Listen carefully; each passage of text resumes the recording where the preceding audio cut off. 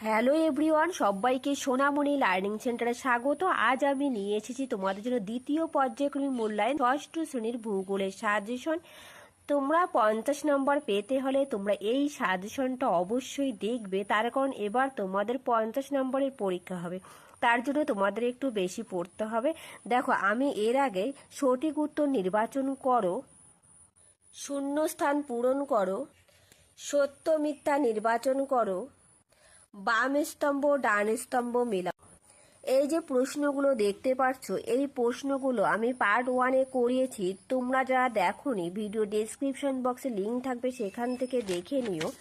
আমি অনেকগুলো প্রশ্ন করিয়েছি। দেখো, আজ আমি পার্ট 2 করাচ্ছি। তোমরা অবশ্যই পার্ট 1 দেখবে, তারপর পার্ট 2 দেখবে। তাহলে চলো শুরু করা যাক আজকের পর্বটি, পার্ট 2। তাহলে আজ আমরা শুরু করব এক কথায় উত্তর দাও। 1 নম্বর প্রশ্ন, পৃথিবীর সব থেকে বেশি বৃষ্টিপাত হয় কোথায়? উত্তর, মেঘালয়ের মৌসিনরামে পৃথিবীর সব থেকে বেশি বৃষ্টিপাত হয়। পরের প্রশ্ন দিয়ে দাও, কোন মাটির জলধারণ ক্ষমতা বেশি হয়? উত্তর, কালো মাটি বা রেগুড় মাটির জলধারণ ক্ষমতা বেশি হয়। এই রেগুড় মাটিতে তুলো চাষ হয়। রেগুড় মাটি কোথায় দেখা যায়? গুজরাটে দেখা যায়, এটাও পরীক্ষায় আসতে পারে। পরের প্রশ্ন 3-এর দাগ, লুপ্তপ্রায় প্রজাতির সুরক্ষা ও উন্নয়নকে কি বলে? উত্তর হবে বন্য প্রাণী সংরক্ষণ বলে। পরের প্রশ্ন 4-এর দাগ, বায়ুমণ্ডলে কোন গ্যাসের পরিমাণ সবচেয়ে বেশি? উত্তর হবে নাইট্রোজেনের পরিমাণ সব থেকে বেশি, 78.08%। কোথাও কোথাও লেখা আছে 78%, আমি অ্যাপ্রক্সিমেটলি যেটা হয় সেটাই দিয়েছি। পরের প্রশ্ন 5-এর দাগ, বায়ুমণ্ডলে অবস্থিত আমাদের রক্ষা কবচটি কি? উত্তর হবে ওজোন স্তর। এই ওজোন স্তর কোথায় দেখা যায়? স্ট্রাটোস্ফিয়ার দেখা যায়। কত কিলোমিটারের মধ্যে? 20 থেকে 25 কিলোমিটারের মধ্যে থাকে। পরের প্রশ্ন 6-এর দাগ, জলদাপাড়া অভয়ারণ্য কিসের জন্য বিখ্যাত? উত্তর হবে এক শৃঙ্গ গন্ডারের জন্য বিখ্যাত। এই জলদাপাড়া অভয়ারণ্য কোথায় রয়েছে? জলপাইগুড়ি জেলায় রয়েছে। পরের প্রশ্ন 7-এর দাগ, থার্মোস্ফিয়ারের আরেক নাম কি? উত্তর হবে আয়োনোস্ফিয়ার, থার্মোস্ফিয়ারের আরেক নাম। পরের প্রশ্ন 8-এর দাগ, প্রতি 1000 মিটার উচ্চতা বৃদ্ধিতে কত ডিগ্রি সেলসিয়াস তাপমাত্রা হ্রাস পায়? উত্তর হবে 6.4 ডিগ্রি সেলসিয়াস হারে তাপমাত্রা হ্রাস পায়। এটা কোথায় রয়েছে? টপোস্ফিয়ারের মধ্যে রয়েছে। অর্থাৎ উচ্চতা বৃদ্ধির সঙ্গে সঙ্গে উষ্ণতা কমে যায়। পরের প্রশ্ন 9-এর দাগ, কোন স্থানকে পৃথিবীর শীতলতম স্থান বলা হয়? উত্তর হবে ভস্ত্র। ভস্ত্রকের উষ্ণতা কত? -89.2 ডিগ্রি সেলসিয়াস। এখানে কোনো লোক বসতি স্থাপন করে না, অর্থাৎ বসতিহীন স্থান। পরের প্রশ্ন 10-এর দাগ, আল্পস পর্বতমালা কোন মহাদেশে অবস্থিত? উত্তর হবে ইউরোপ মহাদেশে অবস্থিত। পরের প্রশ্ন 11-এর দাগ, রেড পান্ডা, ভাল্লুক, চিতা কোথায় দেখা যায়? উত্তর, হিমালয়ের পার্বত্য অঞ্চলে দেখা যায়। পরের প্রশ্ন 12-এর দাগ, দিল্লিতে কেমন জলবায়ু দেখা যায়? উত্তর হবে আর্দ্র উপক্রান্তীয় জলবায়ু দেখা যায় দিল্লিতে। পরের প্রশ্ন 13-এর দাগ, মহাদেশ সঞ্চরণ তত্ত্বের উদ্ভাবক কে? উত্তর হবে অ্যালফ্রেড ওয়েগনার, মহাদেশ সঞ্চরণ তত্ত্বের উদ্ভাবক। পরের প্রশ্ন 14-এর দাগ, পৃথিবীর কোন গোলার্ধে জলভাগের পরিমাণ বেশি? উত্তর হবে দক্ষিণ গোলার্ধে জলভাগের পরিমাণ বেশি। পরের প্রশ্ন 15-এর দাগ, আন্টার্কটিকার সর্বোচ্চ শৃঙ্গের নাম কি? উত্তর হবে ভিনসন ম্যাসিভ আন্টার্কটিকার সর্বোচ্চ শৃঙ্গের নাম। পরের প্রশ্ন 16-এর দাগ, ইউরেশিয়া কাকে বলে? উত্তর, ইউরোপ ও এশিয়া মহাদেশকে একত্রে ইউরেশিয়া বলে। কি বললাম? ইউরোপ ও এশিয়া মহাদেশকে একত্রে ইউরেশিয়া বলে। পরের প্রশ্ন 17-এর দাগ, কত বছর আগে জলেই পৃথিবীতে প্রথম প্রাণের আবির্ভাব হয়েছিল? উত্তর, 350 কোটি বছর আগে। পরের প্রশ্ন 18-এর দাগ, দক্ষিণ আমেরিকার শীতলতম ও শুষ্কতম মরুভূমির নাম কি? উত্তর, প্যান্টাগোনিয়া মরুভূমি। পরের প্রশ্ন 19-এর দাগ, কবে ধরিত্রী দিবস পালন করা হয়? উত্তর হবে 22শে এপ্রিল ধরিত্রী দিবস পালন করা হয়। পরের প্রশ্ন দেখো 20-এর দাগ, অ্যালবেডো কাকে বলে? ভেরি ভেরি ইম্পর্টেন্ট প্রশ্ন, পরীক্ষায় এগুলো থাকবে। আমি যে প্রশ্নগুলো রেখেছি প্রত্যেকটা প্রশ্ন খুবই ইম্পর্টেন্ট। দেখো উত্তর, সূর্যের যে অংশ পৃথিবীর বায়ুমণ্ডলকে উত্তপ্ত না করে সরাসরি মহাশূন্যে ফিরে যায় তাকে অ্যালবেডো বলে। কি বললাম? সূর্যের যে অংশ পৃথিবীর বায়ুমণ্ডলকে উত্তপ্ত না করে সরাসরি মহাশূন্যে ফিরে যায় তাকে অ্যালবেডো বলে। পরের প্রশ্ন 21-এর দাগ, পৃথিবীর অ্যালবেডোর পরিমাণ কত শতাংশ? 35% পৃথিবীর অ্যালবেডোর পরিমাণ। পরের প্রশ্ন 22-এর দাগ, রাশিয়ার গবেষণা কেন্দ্রের নাম কি? উত্তর লিখবে ভস্টক রাশিয়ার গবেষণা কেন্দ্রের নাম। পরের প্রশ্ন 23-এর দাগ, ক্রিল কি? উত্তর, পেঙ্গুইনদের প্রধান খাদ্য ক্রিল। পরের প্রশ্ন 24, ভারতে অবস্থিত মরুভূমির নাম কি? উত্তর লিখবে থর মরুভূমি। পরের প্রশ্ন 25, কোন স্তর থেকে বেতার তরঙ্গ প্রতিফলিত হয়ে পৃথিবীতে ফিরে আসে? উত্তর লিখবে আয়নোস্ফিয়ার। পরের প্রশ্ন 26, পৃথিবীর প্রায় অর্ধাংশ জুড়ে কোন মহাসাগর বিস্তার লাভ করেছে? উত্তর হবে প্রশান্ত মহাসাগর। পৃথিবীর বৃহত্তম মহাসাগরের নাম প্রশান্ত মহাসাগর। চলো পরের প্রশ্ন। পরের প্রশ্ন 27-এর দাগ, ভারতের ছোটনাগপুর অঞ্চলে কোন মাটি দেখা যায়? উত্তর হবে ল্যাটেরাইট মাটি দেখা যায় ভারতের ছোটনাগপুর অঞ্চলে। পরের প্রশ্ন 28, আগত সৌর বিকিরণের যে পরিমাণ সূর্যরশ্মি পৃথিবীর ভূপৃষ্ঠকে উত্তপ্ত করে তাকে কি বলে? উত্তর লিখবে কার্যকারী সৌর বিকিরণ বলে। কি বলে? কার্যকরী সৌর বিকিরণ বলে। পরের প্রশ্ন 29-এর দাগ, ভারতে আন্দামান ও নিকোবর দ্বীপপুঞ্জকে কোন অরণ্য গড়ে উঠেছে? অর্থাৎ আন্দামান ও নিকোবর দ্বীপপুঞ্জ কোন অরণ্য গড়ে উঠেছে? উত্তর হবে আর্দ্র চিরহরিৎ ও আর্দ্র পর্ণমোচী অরণ্য গড়ে উঠেছে। আর্দ্র চিরহরিৎ ও আর্দ্র পর্ণমোচী। পরের প্রশ্ন 30-এর দাগ, 100% মেঘাচ্ছন্নতা বলতে কি বোঝো? উত্তর, সম্পূর্ণ মেঘলা আকাশকে বোঝায়। পরের প্রশ্ন 31, কোন অরণ্যে বন্যপ্রাণীর সঙ্গে সঙ্গে স্বাভাবিক উদ্ভিদ ও প্রাকৃতিক সৌন্দর্য রক্ষা করা হয়? উত্তর হবে অভয়ারণ্যে। অভয়ারণ্যে কি হয়? বন্যপ্রাণীর সঙ্গে সঙ্গে স্বাভাবিক উদ্ভিদ ও প্রাকৃতিক সৌন্দর্য রক্ষা করা হয়। পরের প্রশ্ন 32-এর দাগ, টপোস্ফিয়ার কাকে বলে? উত্তর, ভূপৃষ্ঠ থেকে উপরের দিকে 16 কিলোমিটার পর্যন্ত যে স্তর রয়েছে তাকে টপোস্ফিয়ার বলে। পরের প্রশ্ন 33, শিলামণ্ডল কাকে বলে? উত্তর, ভূত্বকের 4 ভাগের 1 ভাগ স্থলভাগ। স্থলভাগ মূলত শিলা আর মাটি দিয়ে তৈরি, তাই একে শিলামণ্ডল বলে।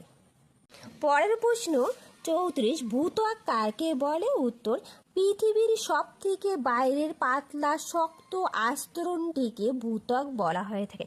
তোমাদের একটু নয়েজ আসতে পারে, তার কারণ বাইরে একটু আওয়াজ হচ্ছে, তোমরা একটু ম্যানেজ করে নিও। পরের প্রশ্ন 35, প্যানথ্যালাসা কাকে বলে? উত্তর, প্যাঙ্গিয়ার চারদিকে যে বিরাট জলভাগ ছিল তাকে প্যানথ্যালাসা বলে। পরের প্রশ্ন 36, মহীসঞ্চরের মূল কারণ কি? উত্তর লিখবে পরিচালন স্রোত। পরিচালন স্রোত মহীসঞ্চরণের মূল কারণ। পরের প্রশ্ন 37, উত্তর মেরুর বাসিন্দা কে? উত্তর হবে মেরু ভল্লুক উত্তর মেরুর বাসিন্দা। এরপর দেখো 38-এর দাগ, মেঘাচ্ছন্নতা কি? উত্তর, আকাশে মেঘের পরিমাণের পরিমাপই হলো মেঘাচ্ছন্নতা। পরের প্রশ্ন 39, আগত সৌর বিকিরণ কাকে বলে? উত্তর, সূর্যরশ্মির 200 কোটি ভাগের 1 ভাগ মাত্র পৃথিবীতে এসে পৌঁছায় তাকে আগত সৌর বিকিরণ বলে। কি বললাম? পৃথিবীর অর্থাৎ সূর্যরশ্মির 200 কোটি ভাগের 1 ভাগ মাত্র পৃথিবীতে এসে পৌঁছায়, সেটাকেই বলা হয় আগত সৌর বিকিরণ। এই আগত সৌর বিকিরণের পরিমাণ হয়েছে 65%। পরের প্রশ্ন 40, আবহাওয়া ও জলবায়ুর উপাদানগুলি কি কি? উত্তর, বায়ুর উষ্ণতা, বায়ুর আর্দ্রতা, বায়ুর চাপ, মেঘাচ্ছন্নতা, অধঃক্ষেপণ হলো আবহাওয়া ও জলবায়ুর উপাদান। পরের প্রশ্ন 41, বন্যপ্রাণী সপ্তাহ কবে পালিত হয়? উত্তর, প্রতি বছর অক্টোবর মাসের প্রথম সপ্তাহে পালিত হয়। পরের প্রশ্ন 42, কোন পাতায় চামড়ার রোগ সারে? উত্তর, কালো মেঘ পাতায় চামড়ার রোগ সারে। পরের প্রশ্ন 43, বায়ুমণ্ডল কাকে বলে? উত্তর, পৃথিবীর গায়ে চাদরের মতো লেগে থাকা স্তরই হলো বায়ুমণ্ডল। কি বললাম? পৃথিবীর গায়ে চাদরের মতো লেগে থাকা স্তরই হলো বায়ুমণ্ডল। পরের প্রশ্ন 44-এর দাগ, বায়ুমণ্ডল ভূপৃষ্ঠ থেকে কত কিমি উচ্চতা পর্যন্ত বিস্তৃত? উত্তর, 10,000 কিলোমিটার পর্যন্ত বিস্তৃত। এখানে দেখো স্টার মার্ক দিয়ে লেখা আছে বায়ুমণ্ডলের 97% ভাগ বায়ু বা বাতাস রয়েছে 27 কিমির মধ্যে। পরীক্ষায় আসতে পারে 27 কিমির মধ্যে কত পার্সেন্ট বায়ুমণ্ডলের বায়ু বা বাতাস রয়েছে? উত্তর লিখবে 97%।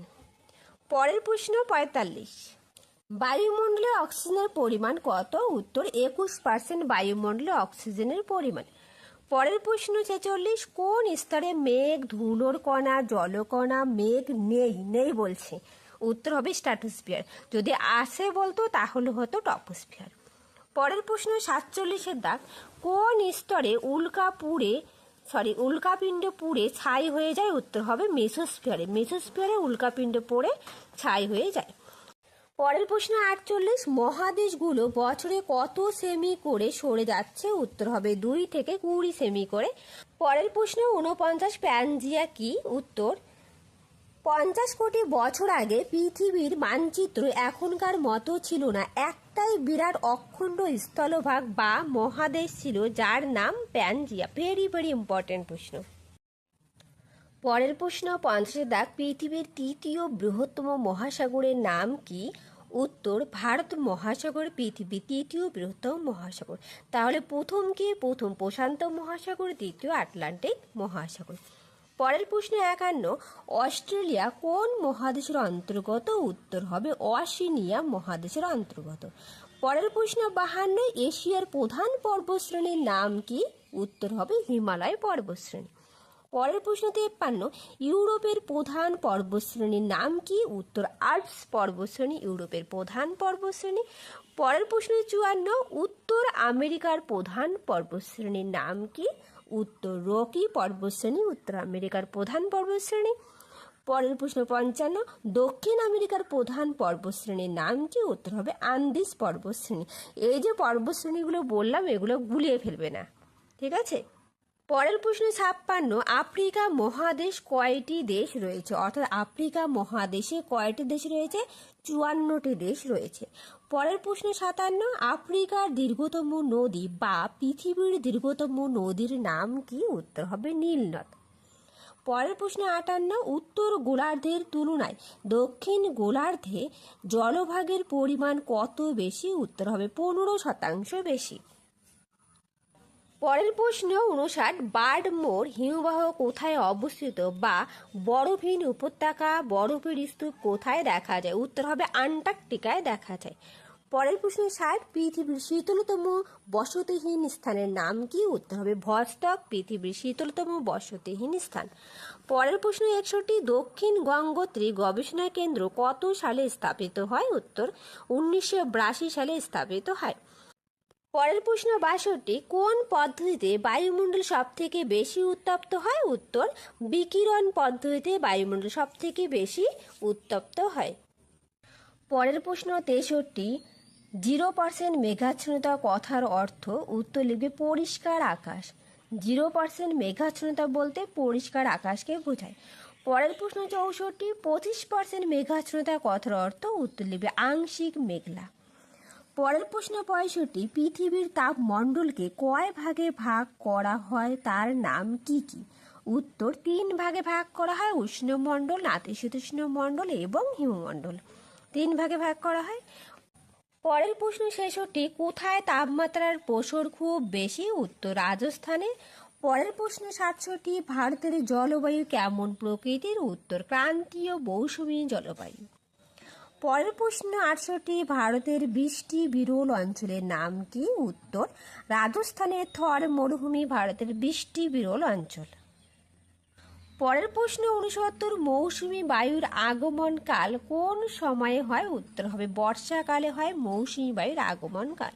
পরের প্রশ্ন 70, মেঘালয়ের মৌসিনরামে গড় বার্ষিক বৃষ্টিপাতের পরিমাণ কত? উত্তর, গড় বার্ষিক বৃষ্টিপাত 11,872 মিলিমিটার। পরের প্রশ্ন 71, মৌসুমী বায়ুর প্রত্যাবর্তন কাল বলতে কোন সময়কে বোঝানো হয়? উত্তর লিখবে শরৎকাল।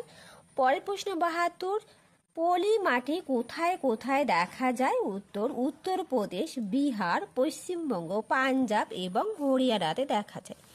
পরের প্রশ্ন 73, কোন মাটির জল ধারণ ক্ষমতা কম? উত্তর মরু অঞ্চলের মাটির জল ধারণ ক্ষমতা কম, বিশেষ করে রাজস্থানে এটা বেশি লক্ষ্য করা যায়। পরের প্রশ্ন 74, পার্বত্য অঞ্চলের মাটিতে কি চাষ করা হয়? উত্তর চা, কফি চাষ করা হয়। পরের প্রশ্ন 75, লিভার ও পেটের অসুখ সারিয়ে তোলে চিরতা। চিরতা গাছ বা চিরতা গাছের ছাল লিভার ও পেটের অসুখ সারিয়ে তোলে। আর দেখো 2 নম্বরের প্রশ্ন অর্থাৎ 2 মার্কসের প্রশ্ন। 1 নম্বর, মেরু জ্যোতি কাকে বলে? এখানে যে প্রশ্নগুলো রেখেছি প্রত্যেকটা প্রশ্ন খুব ইম্পর্টেন্ট। দেখো উত্তর, উত্তর ও দক্ষিণ মেরুতে একটানা 6 মাস রাত থাকার সময় মাঝে মাঝে আকাশ জুড়ে সবুজ, নীল, লাল, রামধনুর রঙের মতো আলোর জ্যোতি দেখা যায়, তাকে মেরু জ্যোতি বলে। পরের প্রশ্ন 2, সমষ্ণ রেখা কাকে বলে? ভেরি ভেরি ইম্পর্টেন্ট প্রশ্ন। উত্তর পৃথিবীর মানচিত্রে সমান গড় উষ্ণতা যুক্ত স্থানগুলোকে যে রেখা দ্বারা যুক্ত করা হয় তাকে সমষ্ণ রেখা বলে। খুব ইম্পর্টেন্ট প্রশ্ন। পরের প্রশ্ন 3 দাগ, লু কি? উত্তর গরমকালে উত্তরপ্রদেশ, বিহার ও উত্তর ভারতের কিছু অংশে দিনের বেলায় অত্যাধিক শুষ্ক ও উষ্ণ বায়ু লু প্রবাহিত হয়। এর ফলে উষ্ণতা প্রায় 50 ডিগ্রি সেলসিয়াস ছাড়িয়ে যায়। পরের প্রশ্ন 4 দাগ, আধি কাকে বলে? দেখো উত্তর, ভারতের পাঞ্জাব ও রাজস্থানে গ্রীষ্মকালে বিকেলবেলা ধুলো বালিপূর্ণ উষ্ণ ও শুষ্ক প্রকৃতির ক্ষণস্থায়ী ধূলি ঝড় পূর্ণ স্থানীয় বায়ু প্রবাহকে আধি বলে। ভেরি ভেরি ইম্পর্টেন্ট প্রশ্ন। এরপর দেখো 5 দাগ, ঘনীভবন কাকে বলে? দেখো উত্তর, জলীয় বাষ্পযুক্ত বাতাস হালকা বলে উপরের দিকে উঠে যায়। উপরের বায়ুর উষ্ণতা ও চাপ দুই কম থাকায় জলীয় বাষ্প ঠান্ডা হয়ে ছোট ছোট জলকণায় পরিণত হয়, তাকে ঘনীভবন বলে। ভেরি ভেরি ইম্পর্টেন্ট প্রশ্ন। এরপর দেখো 6 দাগ, অ্যালবেডো কাকে বলে? 2 নম্বরের জন্য আসতে পারে, 1 নম্বরের জন্য আসতে পারে, আবার 3 নম্বরের জন্য আসতে পারে। দেখো উত্তর, আগত সৌর বিকিরণে যে পরিমাণ সৌর শক্তি বায়ুমণ্ডলের বিভিন্ন উপাদান ও পৃথিবী পৃষ্ঠ দ্বারা সরাসরি প্রতিফলিত হয়ে মহাশূন্যে ফিরে যায় একে অ্যালবেডো বলা হয়ে থাকে। অ্যালবেডোর পরিমাণ কত? তাহলে 35%। এর আগে আমি পড়িয়েছি। এর সাথে বলে রাখি, যদি তোমাদের ভিডিওটা ভালো লেগে থাকে প্লিজ একটা লাইক, শেয়ার অ্যান্ড কমেন্ট করবে, আর যারা নতুন সাবস্ক্রাইব করে পাশে থাকবে। অবশ্যই তোমরা প্রথম পার্টটা দেখো, আমি প্রথম পার্টটা দিয়েছি। পরের প্রশ্ন দেখো 7 দাগ, ভেষজ উদ্ভিদ কাকে বলে? উত্তর যে সকল উদ্ভিদ বিভিন্ন রোগের চিকিৎসায় ব্যবহৃত হয় তাকে ভেষজ উদ্ভিদ বলে। অর্থাৎ যে সকল উদ্ভিদকে বিভিন্ন রোগের চিকিৎসা হিসাবে আমরা ব্যবহার করে থাকি তাকে বলা হয় ভেষজ উদ্ভিদ, যেমন তুলসী, সিংকোনা, সর্পগন্ধা, বাসক, নিম ইত্যাদি। পরের প্রশ্ন 8 দাগ, পরিযায়ী পাখি কাকে বলে? উত্তর শীতকালে শীতপ্রধান দেশ থেকে কিছু পাখি উড়ে আমাদের দেশে আসে, গরম পড়লে তারা আবার নিজের দেশে ফিরে যায়, তাকে পরিযায়ী পাখি বলে। প্রশ্ন 9 দাগ, আন্টার্কটিকা মহাদেশের চারদিকে কোন কোন মহাসাগর রয়েছে? উত্তর প্রশান্ত মহাসাগর, আটলান্টিক মহাসাগর, ভারত মহাসাগর এবং কুমেরু মহাসাগর। পরের প্রশ্ন 10 দাগ, জলচক্র কাকে বলে? 2 নম্বরের জন্য আসতে পারে, আবার 3 নম্বরেও আসতে পারে। উত্তর জল কখনো মেঘ, কখনো বৃষ্টি, কখনো কঠিন বরফ তুষার রূপে আকাশ আর পৃথিবীর মধ্যে ক্রমাগত আবর্তিত হয়ে চলেছে। জলের এই চক্রাকার আবর্তন হলো জলচক্র। এভাবে লিখে দিবে। পরের প্রশ্ন 11 দাগ, খাদার ও ভাঙর বলতে কি বোঝো? ভেরি ভেরি ইম্পর্টেন্ট প্রশ্ন, পরীক্ষায় এটা আসবেই। উত্তর খাদার, প্রথমে দেখো, নদী তীরবর্তী নবীন পলি মাটিকে খাদার বলে। খাদার মৃত্তিকায় বালির ভাগ বেশি থাকে। পরের দেখো ভাঙর, নদী দূরবর্তী প্রাচীন পলি মাটিকে ভাঙর বলে। ভাঙর মৃত্তিকায় কাদার ভাগ বেশি থাকে। খুব ইম্পর্টেন্ট প্রশ্ন। এরপর দেখো 12 দাগে, পৃথিবীকে নীল গ্রহ বলে কেন? এটা 2 নম্বরও আসতে পারে, 3 নম্বরও আসতে পারে। দেখো উত্তর, পৃথিবীর 4 ভাগের 3 ভাগে জল, তাই মহাকাশ থেকে পৃথিবীকে ঝলমলে নীল গোলকের মতো দেখায়। সৌরজগতের আর কোনো গ্রহে এত বিশাল পরিমাণ জল পাওয়া যায় না, তাই পৃথিবীকে নীল গ্রহ বলে। এরপর দেখো পরের প্রশ্ন 13 দাগ, বিকিরণ পদ্ধতি কাকে বলে? উত্তর, সূর্য থেকে আসা তাপ সরাসরি ভূপৃষ্ঠ ও ভূপৃষ্ঠের গাছপালা সব কিছুকেই উত্তপ্ত করে। এই তাপ আবার ভূপৃষ্ঠ থেকে বায়ুমণ্ডলে বিকিরিত হয়। এই পদ্ধতিকে বিকিরণ পদ্ধতি বলে। পরের প্রশ্ন 14 দাগ, উষ্ণতার প্রসার কাকে বলে? উত্তর, কোনো স্থানের দিনের সর্বোচ্চ ও সর্বনিম্ন উষ্ণতার পার্থক্যকে উষ্ণতার প্রসার বলে। আবার কোনো স্থানের শীতলতম ও উষ্ণতম মাসের তাপমাত্রার পার্থক্য হলো গড় বার্ষিক উষ্ণতার প্রসার। আসতে পারে দৈনিক উষ্ণতার প্রসার বা বার্ষিক উষ্ণতার প্রসার বা উষ্ণতার প্রসার। পরের প্রশ্ন দেখো 15 দাগ, জলবায়ু কাকে বলে? উত্তর, কোনো অঞ্চলের প্রায় 30 থেকে 35 বছরের আবহাওয়ার গড় অবস্থা হলো জলবায়ু। কোনো অঞ্চলের জলবায়ু বছরের পর বছর একই রকম থাকে। পরের প্রশ্ন ছিল দেখ, আবহাওয়া কাকে বলে? দেখো উত্তর, আবহাওয়া বলতে কোনো নির্দিষ্ট স্থানের নির্দিষ্ট সময়ের উষ্ণতা, বায়ুর আর্দ্রতা, বায়ুর চাপ, বায়ু প্রবাহ ও মেঘাচ্ছন্নতার অবস্থাকে বোঝায়। পরের প্রশ্ন 17 দাগ, মেঘাচ্ছন্নতা কি? উত্তর, আকাশে মেঘের পরিমাণের পরিমাপ হলো মেঘাচ্ছন্নতা। পরের প্রশ্ন 18 দাগ, গ্রিনহাউস কাকে বলে? উত্তর, পৃথিবীর তাপীয় বিকিরণ শোষণ ও সংরক্ষণকারী তথা পৃথিবীর উষ্ণতা বৃদ্ধিকারী গ্যাসগুলোকে গ্রিনহাউস গ্যাস বলে। যে গ্যাসগুলির মাধ্যমে পৃথিবীর উষ্ণতা ক্রমাগত বৃদ্ধি পায় তাকে বলা হয়ে থাকে গ্রিনহাউস গ্যাস, যেমন কার্বন ডাই অক্সাইড, সিএফসি এবং কার্বন মনোক্সাইড। এদের মাধ্যমে কি হয়? পৃথিবীর উষ্ণতা ক্রমাগত বৃদ্ধি পেয়ে চলেছে। এরপর দেখো 19 দাগ, অধঃক্ষেপণ কাকে বলে? 2 নম্বরও আসতে পারে, 3 নম্বরও আসতে পারে। উত্তর, বায়ুমণ্ডলীয় জলীয় বাষ্প ঘনীভবন প্রক্রিয়ায় জলকণা বায়ুতে ভেসে থাকা ধূলিকণাকে আশ্রয় করে মেঘ তৈরি করে। এই ছোট ছোট জলকণা পরস্পর মিশে বড় জলকণা ও বরফখণ্ডে পরিণত হয়ে মাধ্যাকর্ষণ শক্তির দ্বারা ভূপৃষ্ঠে ভূপতিত হয়, তাকে অধঃক্ষেপণ বলা হয়ে থাকে। পরের প্রশ্ন 20 দাগ, পার্থিব বিকিরণ কাকে বলে? উত্তর, যে 51% তাপ পৃথিবী পৃষ্ঠে এসে পৌঁছায় তার প্রায় পুরোটাই রাতের বেলা বিকিরিত হয়ে মহাশূন্যে ফিরে যায়, একে পার্থিব বিকিরণ বলে। ভেরি ভেরি ইম্পর্টেন্ট প্রশ্ন। পরের প্রশ্ন 21 দাগ, মৌসুমী বায়ুর 2টি বৈশিষ্ট্য লেখো। তোমাদের পেজ নাম্বার 81 পেজে রয়েছে। এটা 2 নম্বরও আসতে পারে বা 3 নম্বরও আসতে পারে। দেখো বৈশিষ্ট্যগুলো কি কি? গোটা দেশে মৌসুমী বৃষ্টির অসম বন্টন। 2, মৌসুমী বায়ুর খামখেয়ালিপনার জন্য কোথাও বন্যা কোথাও খরা হয়। 3, ভারতের কৃষিকাজ অর্থনীতি অনেকটাই মৌসুমী বৃষ্টির উপর বা মৌসুমী বায়ুর উপর নির্ভর করে। অক্টোবর মাসে তামিলনাড়ু রাজ্যে বছরে 2 বার বৃষ্টিপাত হয় এই মৌসুমী বায়ুর জন্যই। প্রশ্ন 22 দাগ, মাটি সংরক্ষণে 2টি উপায় লেখো। তোমাদের বইয়ের 85 নম্বর পেজে রয়েছে। এটা 2-এও আসতে পারে, 3-এও আসতে পারে। দেখো, মাটি সংরক্ষণের উপায়: পশু চারণ নিয়ন্ত্রণ মাত্রায় করা উচিত।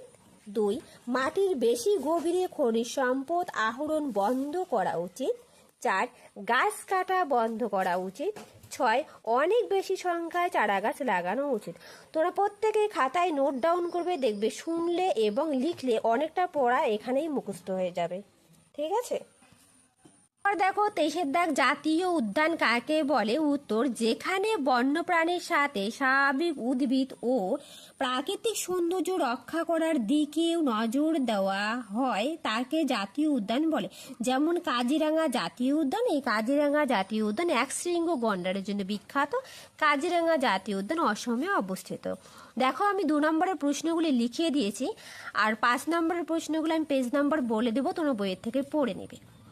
পরের প্রশ্ন 24, স্বাভাবিক উদ্ভিদ কাকে বলে? উত্তর, মানুষের চেষ্টা ছাড়াই প্রকৃতির উপর নির্ভর করে জন্মানো গাছপালা হলো স্বাভাবিক উদ্ভিদ। এটাও তোমাদের টেক্সট বই রয়েছে 87 নম্বর পেজে সম্ভবত। পরের প্রশ্ন 25, সুরক্ষিত অরণ্য কি? উত্তর, যেখানে অরণ্যের উপর নির্ভর করে বেঁচে থাকা মানুষদের মাঝে মধ্যেই শিকার ও পশুচারণের অধিকার দেওয়া হয় তাকে সুরক্ষিত অরণ্য বলা হয়ে থাকে। পরের প্রশ্ন 26 দাগ, পৃথিবীর কয়টি মহাদেশ ও কি কি? উত্তর, 7টি মহাদেশ, এশিয়া, আফ্রিকা, উত্তর আমেরিকা, দক্ষিণ আমেরিকা, ইউরোপ এবং অস্ট্রেলিয়া মহাদেশ। 7টি মহাদেশ আর মহাসাগর কিন্তু 5টি, এটাও পড়ে রাখবে। এরপর দেখো 27 দাগ, কালবৈশাখী কি? উত্তর, গরমকালে পশ্চিমবঙ্গের মাঝে মাঝে বিকেল বা সন্ধ্যের দিকে প্রচণ্ড বজ্র বিদ্যুৎ সহ ঝড় বৃষ্টি হয়, একে কালবৈশাখী বলে। পরের প্রশ্ন 28 দাগ, পশ্চিমী ঝঞ্ঝা কি? ভেরি ভেরি ইম্পর্টেন্ট প্রশ্ন। উত্তর, ডিসেম্বর থেকে ফেব্রুয়ারি এই সময় ভারতে স্থলভাগের উপর দিয়ে শীতল শুষ্ক উত্তর পূর্ব মৌসুমী বায়ু প্রবাহিত হয়। সারা ভারতে এই সময় বৃষ্টিপাত তেমন হয় না। শীতকালে মাঝে মাঝে 2-4 দিন একটানা আকাশ মেঘলা থাকে ও ঝিরঝিরে বৃষ্টি হয়, একে পশ্চিমী ঝঞ্ঝা বলা হয়। ভেরি ভেরি ইম্পর্টেন্ট প্রশ্ন, আমি প্রত্যেকটা প্রশ্নই খুবই ইম্পর্টেন্ট যেগুলো সেগুলোই রেখেছি। পর দেখো 29 দাগ, আন্টার্কটিকার প্রাণী উদ্ভিদের বর্ণনা দাও। উত্তর, চির তুষারে ঢাকা আন্টার্কটিকায় কোনো গাছপালা নাই। গ্রীষ্মকালে সমুদ্রের ধারে সামান্য বরফ গলে মস লাইকেন শ্যাওলা জন্মায়। তারপর প্রাণী, আন্টার্কটিকায় স্থায়ী বাসিন্দা পেঙ্গুইন। এর পাশে সমুদ্রের প্রচুর মাছ দেখা যায়। আন্টার্কটিকায় সমুদ্রে প্রচুর চিংড়ি জাতীয় krill দেখা যায়। একটু লিখবে। পরের প্রশ্ন দেখো 30 দাগ, আন্টার্কটিকার আরেক নাম সাদা মহাদেশ কেন? উত্তর, সারা বছরই 1 থেকে 2 কিমি পুরো স্থায়ী বরফে ঢাকা থাকে, তাই এর আরেক নাম সাদা মহাদেশ। পরীক্ষায় আসতে পারে। পরের প্রশ্ন 31, আন্টার্কটিকা 2টি প্রাণী ও 2টি উদ্ভিদের নাম লেখো। উত্তর, প্রাণী পেঙ্গুইন, সামুদ্রিক মাছ তিমি সিল, এবং উদ্ভিদ কি? মস লাইকেন শ্যাওলা, একটু আগে বললাম। পরের প্রশ্ন 32, সমষ্ণ রেখার বৈশিষ্ট্য লেখো। দেখো, ওটা 2ও আসতে পারে, 3ও আসতে পারে, তোমাদের বইয়ের 52 নম্বর পেজে রয়েছে। সমষ্ণ রেখাগুলি অক্ষরেখার সঙ্গে সমান্তরালে পূর্ব থেকে পশ্চিমে বিস্তৃত। 2, উত্তর গোলার্ধের চেয়ে দক্ষিণ গোলার্ধে জলভাগ বেশি থাকায় এই গোলার্ধে সমষ্ণ রেখাগুলি দূরে দূরে অবস্থান করে। তারপর 3, সমষ্ণ রেখাগুলি কাছাকাছি অবস্থান করলেও কখনো পরস্পরকে ছেদ করে না। তারপর 4, দুটো জায়গার মধ্যে উষ্ণতার পার্থক্য বেশি হলে সমষ্ণ রেখাগুলি কাছাকাছি এবং পার্থক্য কম হলে দূরে দূরে অবস্থান করে। যেহেতু 2ও আসতে পারে, 3ও আসতে পারে, সেই হিসাবে আমি একটু 4টা পয়েন্ট দিয়ে রেখেছি। এরপর দেখো 3 মার্কসের প্রশ্ন, 3 নম্বরের প্রশ্ন অবশ্যই পড়বে, যেহেতু তোমাদের 50 নম্বরের পরীক্ষা হবে, একটু বেশি করে পড়তেই হবে বাবু। 1 নম্বর প্রশ্ন, অরণ্য সংরক্ষণ বলতে কী বোঝো? উত্তর, অরণ্য সম্পদের অপচয় বন্ধ করে সঠিকভাবে তা ব্যবহারের মাধ্যমে জীব বৈচিত্র্য রক্ষা করার পদ্ধতিকে অরণ্য সংরক্ষণ বলে। পরের প্রশ্ন 2 দাগ, আবহাওয়া ও জলবায়ুর মধ্যে পার্থক্য লেখো। খুবই ইম্পর্টেন্ট, তোমাদের পরীক্ষাতে আসবে। তোমাদের টেক্সট বইয়ের 45 নম্বর পেজে রয়েছে, অবশ্যই বইটা বের করে এখনই দাগিয়ে রাখবে এবং ভেরি ভেরি ইম্পর্টেন্ট দিয়ে রাখবে, এটা পরীক্ষায় আসবে। পরের প্রশ্ন 3 দাগ, বায়ুমণ্ডল কাকে বলে? দেখো উত্তর, সৃষ্টির বহু কোটি বছর পর পৃথিবীর বাইরেটা বেশ ঠান্ডা, তখন আকাশে রাশি রাশি জলীয় বাষ্প ঠান্ডা হয়ে অবিশ্রান্ত বৃষ্টির মতো পৃথিবীতে নেমে আসে। হাজার হাজার বছর ধরে সেই প্রবল বৃষ্টির জলে পৃথিবীর নিচু জায়গাগুলো ভরাট হয়ে মহাসাগর তৈরি করে। এই বিশাল জলভাণ্ডার হলো বায়ুমণ্ডল, একেই বায়ুমণ্ডল বলা হয়ে থাকে। পরের প্রশ্ন 4 দাগ, বিশ্ব উষ্ণায়ন কাকে বলে? তোমাদের বইয়ের 38 নম্বর পেজে রয়েছে, বই থেকেও পড়তে পারো, নয়তো আমি এখানে খুব সুন্দর করে দিয়েছি। দেখো, যানবাহন ও শিল্প কারখানা থেকে বিষাক্ত গ্যাস বাতাসে মিশে এই গ্যাসগুলো পৃথিবীর চারদিকে এমন এক আবরণ তৈরি করে যাতে পৃথিবী থেকে ফিরে যাওয়া তাপ আটকে পড়ে। দিনের পর দিন এই তাপ পৃথিবীর উষ্ণতাকে বাড়িয়ে দেয়। একে বিশ্ব উষ্ণায়ন বলে। ভেরি ভেরি ইম্পর্টেন্ট প্রশ্ন। অথবা এক কথায় তোমরা বলতে পারো, অস্বাভাবিকভাবে পৃথিবীর গড় উষ্ণতা বৃদ্ধির ঘটনাকে বিশ্ব উষ্ণায়ন বলে। যদি 1 নম্বরে আসে তাহলে এইভাবে লিখবে যে অস্বাভাবিকভাবে পৃথিবীর গড় উষ্ণতা বৃদ্ধির ঘটনাকে বিশ্ব উষ্ণায়ন বলে। পরের প্রশ্ন 5-এর দাগ, বিশ্ব উষ্ণায়নের প্রভাব আলোচনা করো। এটাও পরীক্ষায় আসবে, তোমাদের বইয়ের 38 নম্বর পেজে রয়েছে। আমি পয়েন্ট করে করে লিখিয়েছি, দেখো বিশ্ব উষ্ণায়নের প্রভাব। মেরু অঞ্চলের বরফের গলন ও পার্বত্য হিমবাহ গলে যাচ্ছে বিশ্ব উষ্ণায়নের ফলে। 2, বরফ গলনের ফলে সমুদ্রতলের উচ্চতা বৃদ্ধি পায়। 3, বিশ্ব উষ্ণায়নের ফলে তীব্র খরা, বন্যা, বিধ্বংসী ঝড় হয়। 4, মরুভূমির প্রসার, তাপপ্রবাহ, শস্যহানি, দুর্ভিক্ষ ঘটে বিশ্ব উষ্ণায়নের ফলে। তোমরা এ পয়েন্ট দিয়ে দিয়ে লিখবে, তাহলে নাম্বারটা ভালো আসবে। এরপর দেখো 6-এর দাগ, বায়ুমণ্ডল কাকে বলে? বায়ুমণ্ডল না থাকলে কি হতো ব্যাখ্যা করো। খুব ইম্পর্টেন্ট প্রশ্ন, তোমাদের বইয়ের 32 নম্বর পেজে রয়েছে। বায়ুমণ্ডল ভূপৃষ্ঠ থেকে ক্রমশ উপরের দিকে যে গ্যাসীয় আবরণ পৃথিবীকে বেষ্টন করে আছে তাকে বায়ুমণ্ডল বলে। এবার দেখো বায়ুমণ্ডল না থাকলে কি হতো। উত্তর 1 নম্বর, দিনের বেলা সূর্যের তাপে পৃথিবী উত্তপ্ত হয়। রাতের বেলা ওই তাপ ধীরে ধীরে বেরিয়ে যায়। বায়ুমণ্ডল না থাকলে সূর্যাস্তের পর হঠাৎ ভীষণ ঠান্ডা আর সূর্যোদয়ের পর হঠাৎ প্রবল গরম হয়ে যেত। 2, বায়ুমণ্ডলের জন্যই পৃথিবীতে জীবন ধারণের অনুকূল তাপমাত্রা বজায় থাকে। 3, বায়ুমণ্ডল না থাকলে পৃথিবীতে উদ্ভিদ ও প্রাণী কিছুই সৃষ্টি হতো না। পরের প্রশ্ন 7-এর দাগ, ল্যাটেরাইট মাটি সম্পর্কে যা জানো লেখো। উত্তর, খুব উষ্ণতা ও বৃষ্টিপাত যুক্ত অঞ্চলে যে পর্যায়ক্রমে শুষ্ক আর্দ্র ঋতু দেখা যায় সেখানে এই মাটি সৃষ্টি হয়। লৌহ অক্সাইড বেশি থাকার জন্য এই মাটির রং লাল হয়। এই মাটি অনুর্বর। চীনাবাদাম, জোয়ার, বাজরা, রাগি চাষ হয় এই মাটিতে। অঞ্চল দেখো কোথায় কোথায় দেখা যায়। ছোটনাগপুর মালভূমি অঞ্চল, পূর্বঘাট ও পশ্চিমঘাট পর্বতের কিছু অংশে এই মাঠে দেখা যায়। এটা তোমাদের বইয়ের 85 কি 86 নম্বর পেজে রয়েছে, তোমরা একটু দেখে নেবে, সেখান থেকেও পড়তে পারো। পরের প্রশ্ন 8-এর দাগ, উদাহরণসহ ভারতের নাতিশীতোষ্ণ অরণ্য ও লবণাম্বু অরণ্যের উদ্ভিদের বৈশিষ্ট্য লেখো। তোমাদের বইয়ে 89 নম্বর পেজে রয়েছে, সেখান থেকেও পড়তে পারো। দেখো নাতিশীতোষ্ণ অরণ্য। নাতিশীতোষ্ণ অরণ্যের উদ্ভিদগুলো ছুচালো হওয়ায় বরফ জমে থাকতে পারে না। গাছগুলো দেখতে মোচার মতো হয়, যেমন পাইন, ফার, বার্চ, সিডার ইত্যাদি। এরপর দেখো লবণাম্বু উদ্ভিদ। উপকূল অঞ্চলে জোয়ারের জল মাটিকে লবণাক্ত করে। উদ্ভিদগুলোর শ্বাসমূল, ঠেসমূল দেখা যায়। উদাহরণ সুন্দরী, গড়ান, হেতাল ইত্যাদি। অঞ্চল পশ্চিমবঙ্গের সুন্দরবন, উড়িষ্যার চিল্কা, উপহ্রদের মধ্যে কি দেখা যায়? লবণাম্বু উদ্ভিদ দেখা যায়। পরের প্রশ্ন দেখো, টিকা লেখো স্ট্র্যাটোস্ফিয়ার। ভেরি ভেরি ইম্পর্টেন্ট প্রশ্ন, তোমাদের বইয়ের 31 নম্বর পেজে রয়েছে, তোমরা সেখান থেকেও পড়তে পারো। আমি এখানে পয়েন্ট করে করে সুন্দর করে লিখিয়েছি, তোমরা সেটাও লিখে নিতে পারো। দেখো উত্তর, বিস্তার প্রথমে ভূপৃষ্ঠ থেকে 50 কিলোমিটার পর্যন্ত বিস্তার। তারপর উষ্ণতা, এই স্তরে উচ্চতা বৃদ্ধির সঙ্গে সঙ্গে বায়ুর উষ্ণতা বৃদ্ধি পায়। শান্তমণ্ডল, এই স্তরে কোনো ধূলিকণা, জলীয় বাষ্প, মেঘ, বৃষ্টি কিছুই হয় না, তাই একে শান্তমণ্ডল বলে। জেট বিমান, এই স্তরে জেট বিমান চলাচল করে। ওজোন স্তর, এই স্তরে 25 থেকে 30 কিলোমিটার পর্যন্ত ওজোন গ্যাসের স্তর দেখা যায়। পরের প্রশ্ন 10-এর দাগ, মৃত্তিকা ক্ষয়ের 2টি কারণ লেখো। মৃত্তিকা ক্ষয়ের কারণগুলি হলো: 1, অতিরিক্ত বৃষ্টিপাতের ফলে মৃত্তিকা ক্ষয় হয়। 2, অতিরিক্ত পশুচারণের জন্য মৃত্তিকা ক্ষয় হয়। তারপর 3, এটা 3 হবে, হ্যাঁ। খনিজ সম্পদ উত্তোলনের সময় বা বিদ্যুৎ প্রকল্প গড়ে তোলার সময় প্রচুর মাটি ক্ষয় হয়। পরের প্রশ্ন দেখো 11-এর দাগ, মাটির ব্যবহার লেখো। এটা 2 নম্বরও আসতে পারে, 3 নম্বরও আসতে পারে। দেখো উত্তর, জীবকুলের আবাসস্থল হিসেবে মাটির ব্যবহার হয়।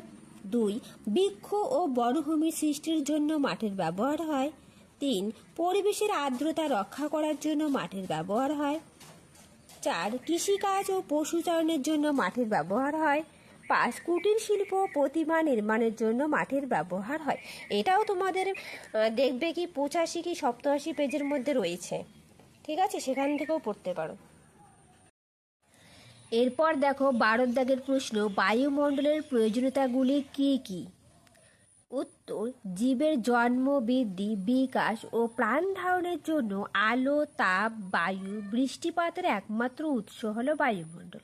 2, জীবের প্রাণ ধারণের জন্য অপরিহার্য অক্সিজেন, কার্বন ডাই অক্সাইড সরবরাহ করে বায়ুমণ্ডল।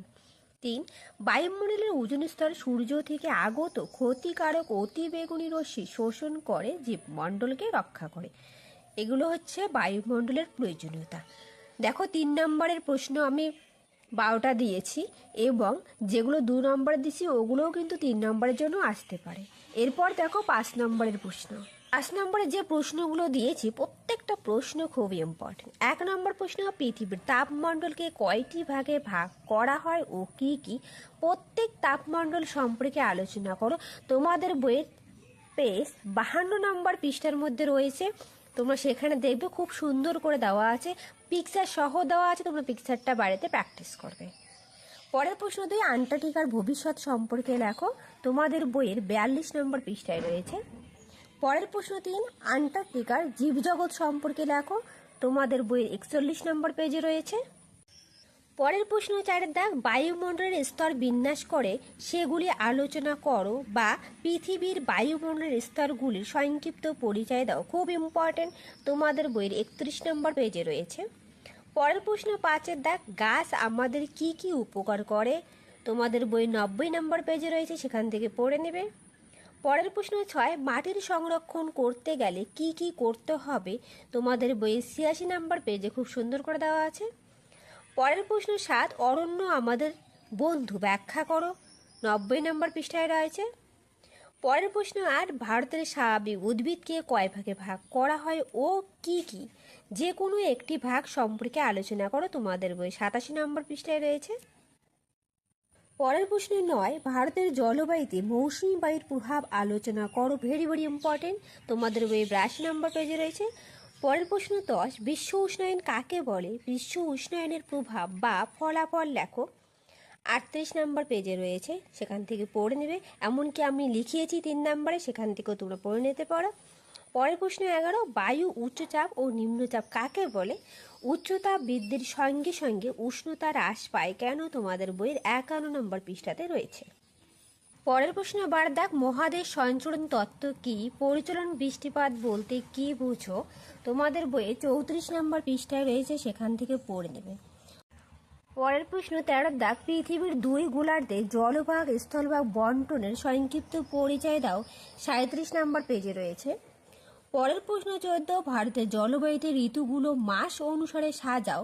ভারতের বর্ষাকাল সম্পর্কে লেখো। তোমাদের বই 80 থেকে 81 নম্বর পেজে রয়েছে।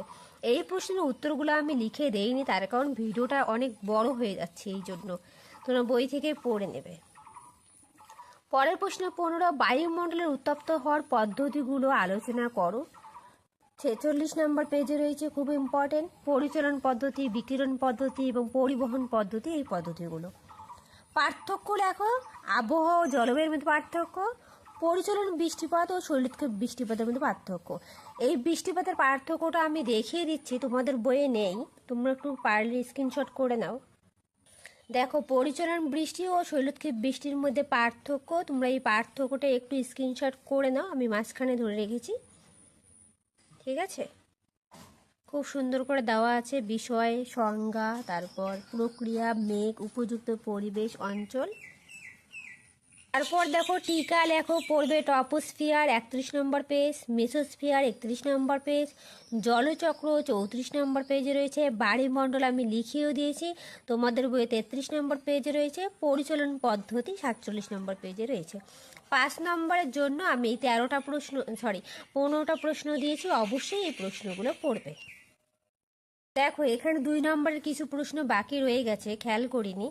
32 নম্বর, অরণ্য সংরক্ষণের উপায়গুলি লেখো। 90 নম্বর পেজে রয়েছে, অরণ্য সংরক্ষণের উপায়গুলি হলো পশুচারণ নিয়ন্ত্রণ করা, চোরাচালানকারীদের বনে ঢুকতে বাধা দেওয়া। 3 নম্বর, আইন করে গাছ কাটা বন্ধ করা উচিত। তারপর দেখো 33 নম্বর, ভারতের স্বাভাবিক উদ্ভিদকে কয় ভাগে ভাগ করা হয় ও কি কি? 2 নম্বর 3 নম্বরেও আসতে পারে। ভারতের স্বাভাবিক উদ্ভিদকে 5 ভাগে ভাগ করা হয়: ক্রান্তীয় চিরসবুজ অরণ্য, ক্রান্তীয় পাতাঝরা অরণ্য, কাটা ঝোপ ও গুল্ম জাতীয় উদ্ভিদ, উপকূলীয় ম্যানগ্রোভ অরণ্য, পার্বত্য নাতিশীতোষ্ণ অরণ্য। তারপর দেখো 34 নম্বর, ভারতের মাটিকে কয় ভাগে ভাগ করা হয় ও কি কি? 6 ভাগে ভাগ করা হয়: পলি মাটি, কালো মাটি, লাল মাটি, ল্যাটেরাইট মাটি, মরু অঞ্চলের মাটি, পার্বত্য অঞ্চলের মাটি। তাহলে আজ রইল এই পর্যন্ত। আবার দেখা হবে নতুন আর একটা ভিডিওতে। এর পরের দিন আমি ইতিহাসের সাজেশন নিয়ে আসবো, এরকমই সাজেশন। তোমরা যারা নতুন প্লিজ চ্যানেলটা সাবস্ক্রাইব করে পাশে থাকবে, তাহলে প্রত্যেকটা সাজেশন তোমরা পেয়ে যাবে। এগুলো আমি অনেক খাটনি করে বানিয়েছি, অনেক পরিশ্রম লেগেছে। তোমরা প্লিজ একটা লাইক অন্তত করতে পারো, শেয়ার করে দেবে বন্ধুদের সঙ্গে, এবং যারা নতুন সাবস্ক্রাইব করে পাশে থাকবে। ঠিক আছে? এর আগের দিন দেখো আমি এগুলো করিয়েছি: সত্য মিথ্যা নির্বাচন করো, তারপর শূন্যস্থান পূরণ করো, এক কথায় উত্তর দাও। এগুলো সব করানো হয়ে গেছে, তোমরা প্রথম ভিডিওটা দেখে নেবে।